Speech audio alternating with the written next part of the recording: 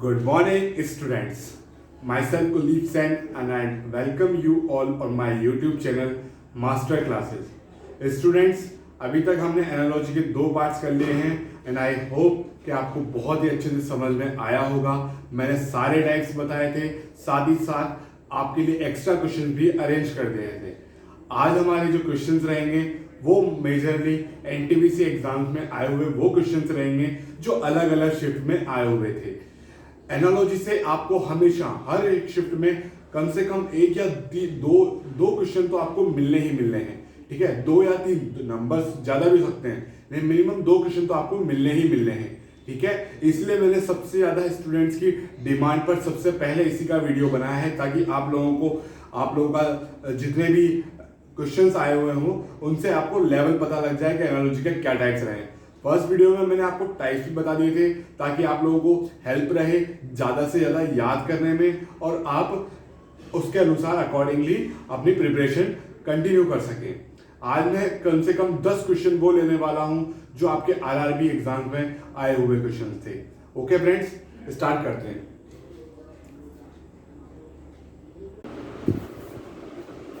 तो स्टूडेंट्स, ये हमारे नेक्स्ट 3 क्वेश्चन है। आप लोगों की शिकायत होती थी कि सर हमको उनकी क्वेश्चंस जो डेट पे आए हुए हैं वही बताओ, तो मैं आपकी बात डेट और शिफ्ट भी लिख दिया है।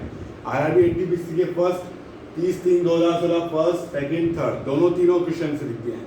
अब देखिएगा एनालॉजी के फर्स्ट क्वेश्चन था हमारा डिप्लेट, एग्जॉस्ट, रिप्लेनिश, ठीक है। अब डिप्लेट, कई लोगों को डिप्लेट का मीनिंग याद नहीं होगा यहाँ पर। तो डिप्लेट का मतलब होता है यहाँ पर खाली मीनिंग होता है, और एग्जॉस्ट का मतलब होता है एग्जॉस्ट, आपका जो फैन होता है एग्जॉस्ट फैन, तो वही यहाँ पे होता है एग्जॉस्ट फैन, ठीक है। रिप्लेनिश, अब रिप्लेनिश का मतलब होता है भरपाई, तो रिप्लेनिश का मतलब होता है यहाँ पर भरपाई। तो अब देखिए फ्रेंड्स, खुद ही देखिए, दोनों का मीनिंग एक ही है। तो खाली कैसे होता है, जब निकास द्वार से निकलेगा, अगर कोई पानी है, पानी की कोई बड़ी टंकी है, तो निकास द्वार से निकलेगा, उसी से वो खाली हो पाएगा।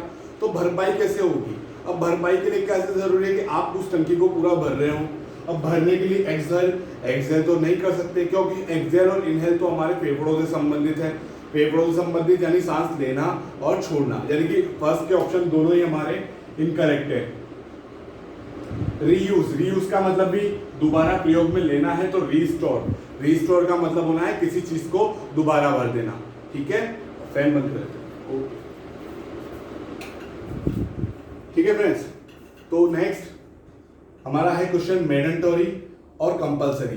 देखो, मैंडेटरी और कंपलसरी दोनों का मीनिंग एक ही होता है, और दोनों का मीनिंग हमारे पास क्या होता है, अनिवार्य। यानी कि कंपलसरी है कोई चीज, कंपलसरी कोई चीज है, इसका मतलब वो बहुत जरूरी है, करनी ही है, ठीक है।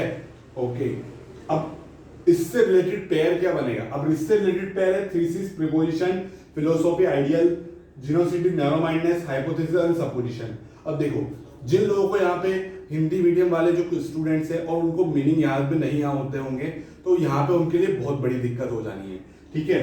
थीसिस और प्रीपोजिशन, थीसिस वो होती है जो हम पीएचडी वगैरह के टाइम करते हैं, यानी कि पूरी एक खोज करना, खोज के साथ करना। प्रीपोजिशन जो उसके साथ लगता है, तो यहाँ पे उसका कोई मीनिंग नहीं बैठता।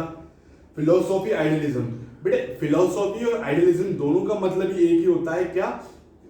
एक तरह से विचारवाद, ठीक है, विचारवाद, यानी कि एक तरीके से कोई धारा, आपके दिमाग की कोई सोच, ठीक है।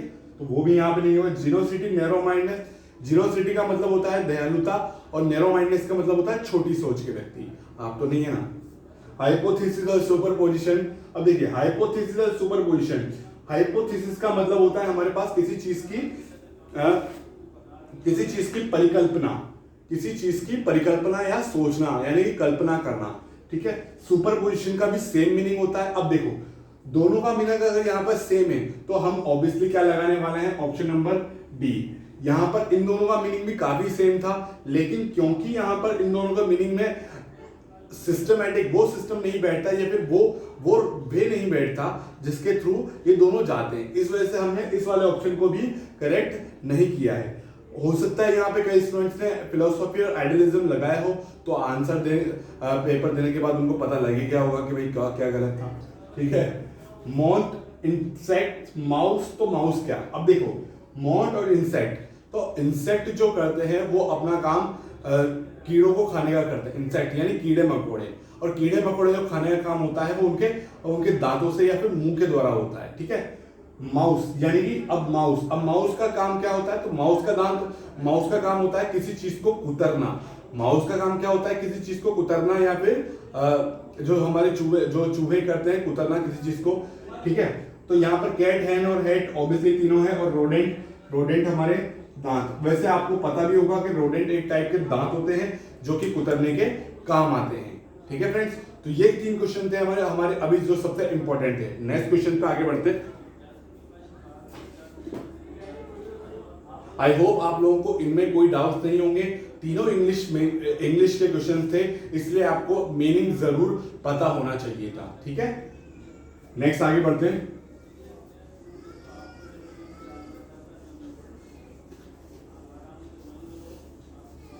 फ्रेंड्स आगे के 3 क्वेश्चन करते हैं। क्वेश्चन लिखता हूं मैं। Question number 4 pairs are shown, correct 1। ए है chalk slate,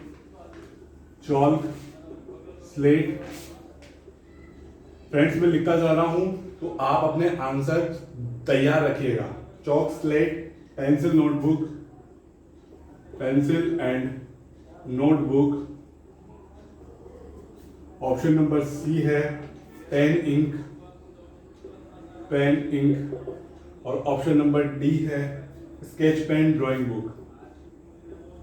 sketch pen drawing book. और ये क्वेश्चंस आपके आए थे 18/4/2016 को फर्स्ट शिफ्ट में, ठीक है। अब की बार मैंने पूरा डेट भी बता दिया आपको क्योंकि हर एक एग्जाम में 1 या 2 एनालॉजी क्वेश्चन तो आए रहे हैं। तो फ्रेंड्स इस टॉपिक को सबसे ज्यादा इंपॉर्टेंट मान के चलिएगा। क्वेश्चन नंबर 5 आप लोग आंसर करते जाइए, हम लोग बाद में मिला दीजिए कि यदि डिलीशियस संबंधित है टेस्ट से तो मेलोडियस संबंधित है किससे। तो मेलोडीज तो आप लोगों ने, जिन भी लोगों ने इंडियन आइडल से लेके गाने सुनते होंगे तो उन्हें पता होगा कि मेलोडियस क्या होती है।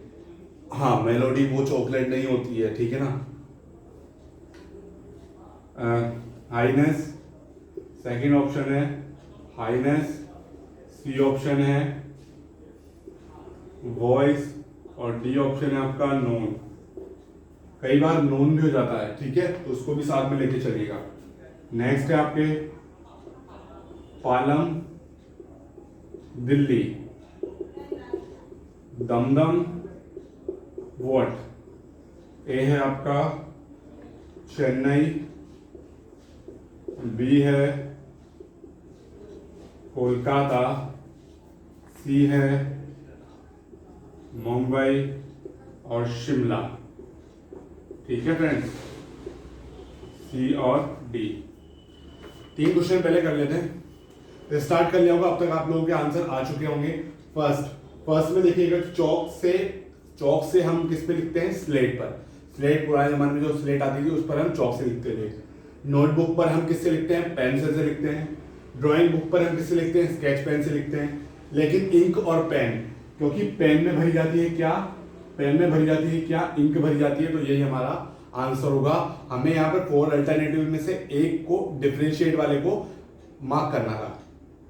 डिलीशियस संबंधित टेस्ट से तो अधिकतर लोगों ने यहाँ पे जो टॉफी आंसर दिया है वो प्लीज गलत है, ठीक है। मेलोडियस का आंसर है हमारे पास यहाँ पर। मेलोडियस क्या होती है, आपकी वॉइस, ठीक है। और ये हमारा आंसर। ये वाला क्वेश्चन मोस्टली स्टूडेंट्स को नहीं आया था। पालम एयरपोर्ट दिल्ली में है, ध्यान रखिएगा। एयरपोर्ट की बात होती है यहाँ पर कोई पालम का मतलब कोई खेत वेत नहीं है। पालम का मतलब है यहाँ पर पालम एयरपोर्ट दिल्ली के पास है। तो दमदम एयरपोर्ट कहाँ किसके पास है, तो दमदम एयरपोर्ट है आपके पास कोलकाता में, ठीक है। चेन्नई नहीं, कोलकाता में, ठीक है। ये हमारे सॉल्यूशंस इन 3 के, ठीक है। आगे बढ़ते हैं फ्रेंड्स। आई होप आप लोगों ने नोट कर लिए होंगे। अगर नहीं भी नोट किए हैं तो आप वीडियो में पीछे स्क्रीनशॉट ले भी सकते हैं और पीछे जाके दोबारा से समझ भी सकते हैं। ठीक है, स्टार्ट करेंगे। क्वेश्चन नंबर 6 हो चुके हैं, तो क्वेश्चन नंबर 7 से स्टार्ट करेंगे। कैट किटन, कैट किटन, तो डोंकी, डोंकी क्या? तो मैंने आपको ये टाइप पहले ही बताया था कि देखिए जानवरों के जितने भी बच्चे होते हैं उनको क्या बोलते हैं, किसी को कब बोलते हैं, किसी को क्या बोलते हैं, वो आपको याद होना चाहिए। ठीक है, तो यहां पर है ये फोन, फोन, फोल, FOAL, फोन, कब, और किया, किया। कैपिटल में मैंने इसलिए लिख दिया था कि आप लोगों को देखने में कोई दिक्कत ना हो। नेक्स्ट आपका है टेम्परेचर, टेम्परेचर को है हम थर्मोमीटर से नापते हैं। तो सोलर रेडिएशन, फ्रेंड्स बहुत ज्यादा इंपॉर्टेंट है सोलर रेडिएशन। सोलर रेडिएशन को हम किससे मेजर करेंगे?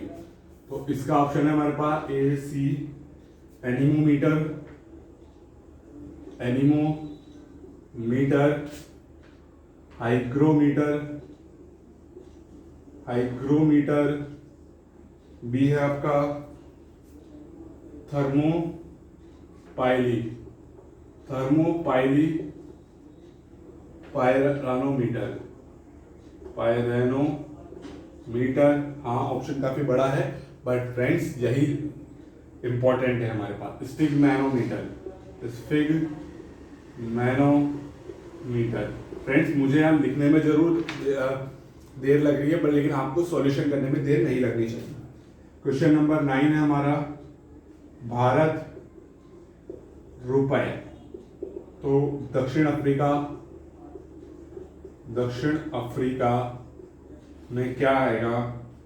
Riyal, rand, South African dollar, South Africa dollar, और है रबल।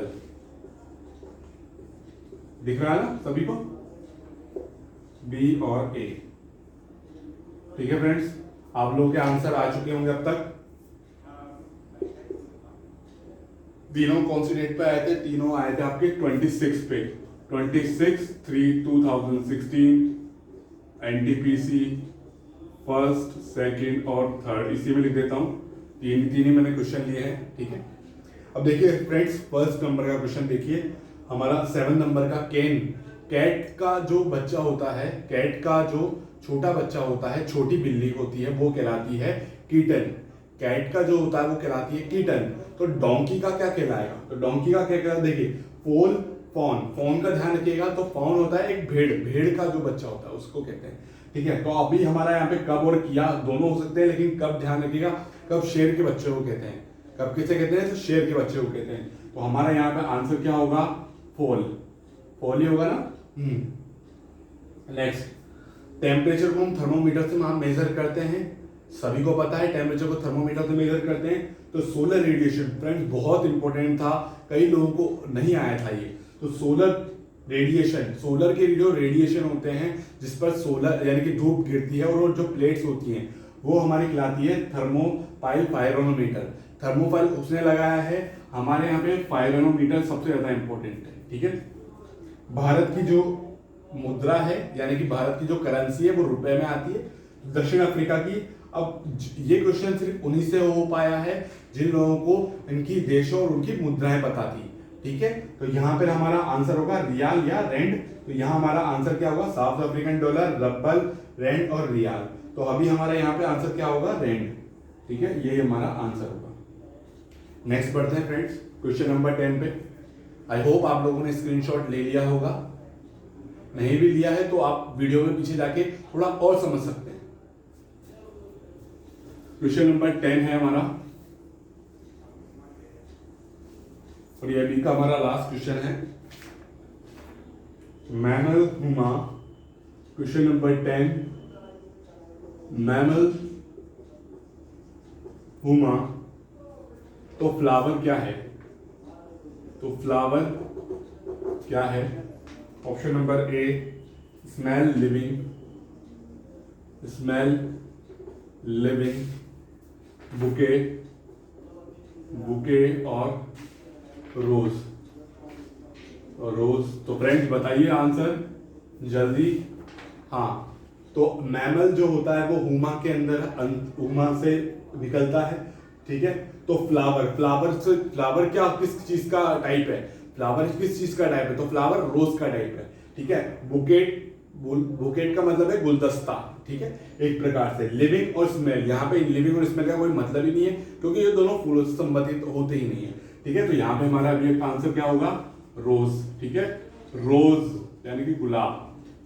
तो फ्रेंड्स ये थे अभी हमारे आज के 10 क्वेश्चन। ये सारे के सारे क्वेश्चन आपके आरआरबी एनटीपीसी मार्च अप्रैल में आए हुए क्वेश्चन थे, जिसकी मैंने आपको डेट भी लिख दी थी, ठीक है। ध्यान रखिए एनटीपीसी में कम से कम 2 से 3 क्वेश्चन आपको मिलने ही मिलने हैं एनालॉजी के। तो जितना हो सके वीडियो को लगातार देखते रहिए। मैं सारे क्वेश्चंस वही लेके आने वाला हूं जो आपके एग्जाम्स में आए हुए हैं, तो आपको काफी हेल्प रहेगी। और जिन लोगों ने अभी तक भी अगर फर्स्ट वीडियो वगैरह मैंने नहीं देखे एनालॉजी के जिसमें हमने पूरे टाइप देखे थे, तो प्लीज वो जाके वीडियो को देख लीजिए और प्लीज लाइक और शेयर लगातार करते रहिए। Thank you friends.